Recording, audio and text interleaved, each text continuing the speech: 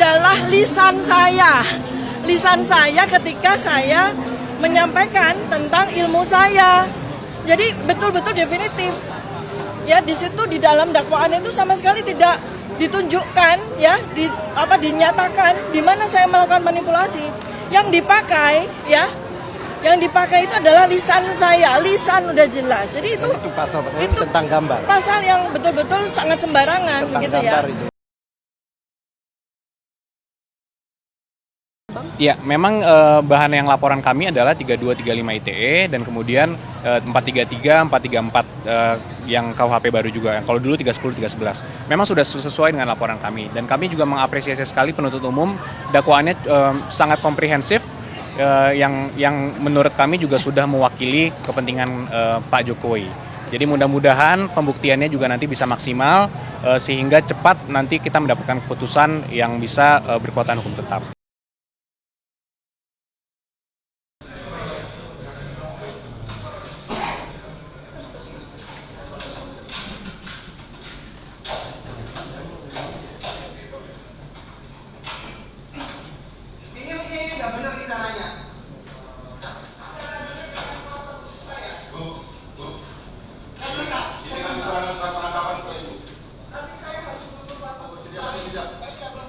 Ibu mau bersedia tidak? Bapak Ibu tidak bersedia tidak? Kuasa hukum itu silakan datang ke kantor ya. Ya, Anda ilegal, Anda ilegal. Kami akan menuntut. Anda ilegal semua.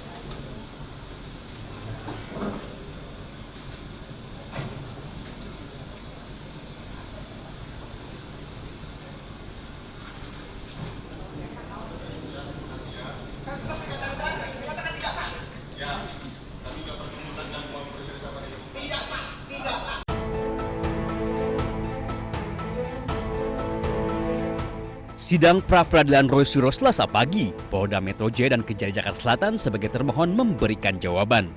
Tim bidang hukum Polda Metro Jaya menyatakan penyidik telah menjalankan seluruh proses sesuai Kitab Undang-Undang Hukum Acara Pidana atau KUHAP terhadap penindakan kepada Roy Suryo. Penggeledahan rumah Roy Suryo dilakukan berdasarkan penetapan Pengadilan Negeri Tangerang. Penyidik disebut juga telah menunjukkan surat tugas dan surat izin penggeledahan.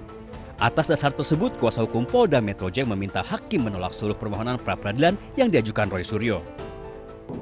Termohon memperlihatkan surat perintah penahanan beserta berita acara penahanan kepada pemohon dan penasihat hukumnya serta memberikan kesempatan untuk membaca dan menandatangani dokumen tersebut. Namun demikian, baik pemohon maupun penasihat hukumnya kembali menolak membubuhkan tanda tangan. Sidang pra-peradilan diajukan Roy Suryo untuk menguji sah atau tidaknya tindakan penyidik Polda Metro Jaya. Di Jakarta, Tim Liputan iNews melaporkan.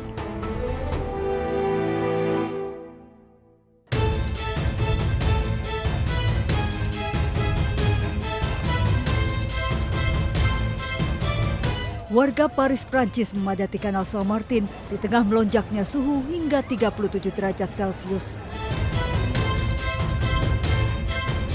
Warga sempat memadati kanal, berenang di air dan duduk di sepanjang tepi kanal untuk menurunkan suhu tubuh.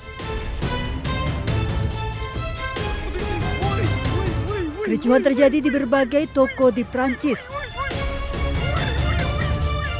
Warga berebut membeli kipas angin dan pendingin ruangan di tengah serangan gelombang panas ekstrim. Lebih dari separuh wilayah Prancis berstatus siaga dengan suhu melampaui 40 derajat Celcius.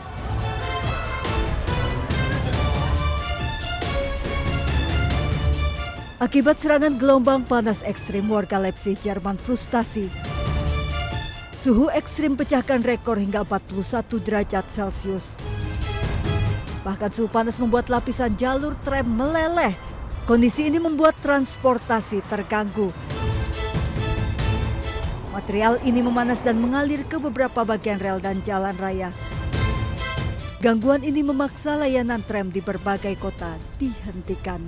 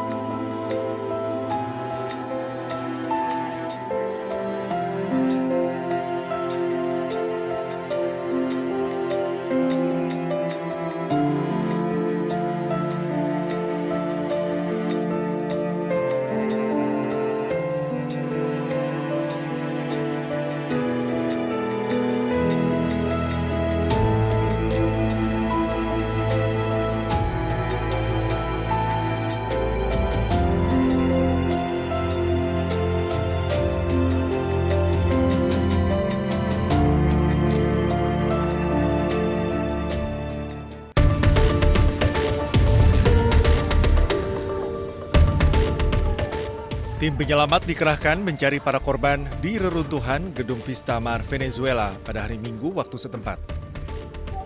Mereka melanjutkan upaya pencarian dan berteriak dengan harapan menerima respon dari kemungkinan korban selamat. Salah satunya adalah Flavio yang kehilangan istrinya. Sí, esperemos con el favor de Dios, logremos encontrar a mi esposa y a mi mascota, que tenemos 4 días que no sabemos de ella y bueno, jamás perdemos las esperanzas. Bueno, en este momento un poco complicado, porque aunque hace media hora, 40 minutos se escuchó la respuesta de una señora, el acceso hacia la rampa, que sería el estacionamiento, está obstruido. Pero también comentan residentes, ¿verdad?, que conocen el edificio, que no solamente tiene un sótano, sino que tiene un segundo sótano. Entonces las posibilidades de que exista alguien en el segundo sótano es muy alta, porque somos una zona muy protegida ante estos derrumbes. Pero también es complicado que nos escuchen desde acá arriba. Entonces se está manejando con la esperanza de que en el segundo sótano. Menurut data resmi, gempa bumi telah menyebabkan 1.450 orang tewas dan lebih dari 3.000 orang terluka. Platform Missing Earthquake Venezuela telah menerima laporan lebih dari 64.000 orang hilang setelah gempa bumi. Namun, 49.000 diantaranya belum ditemukan.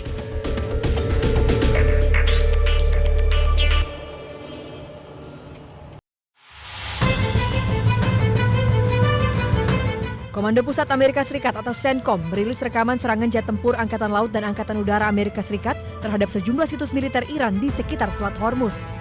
Sedikitnya 10 sasaran diserang, meliputi sistem pertahanan udara, fasilitas penyimpanan drone, infrastruktur komunikasi, hingga kemampuan penebar ranjau laut. AS menyatakan operasi tersebut merupakan respons atas serangan drone terhadap kapal tanker minyak berbendera Panama MT Kiku yang saat itu membawa lebih dari 2 juta barel minyak mentah.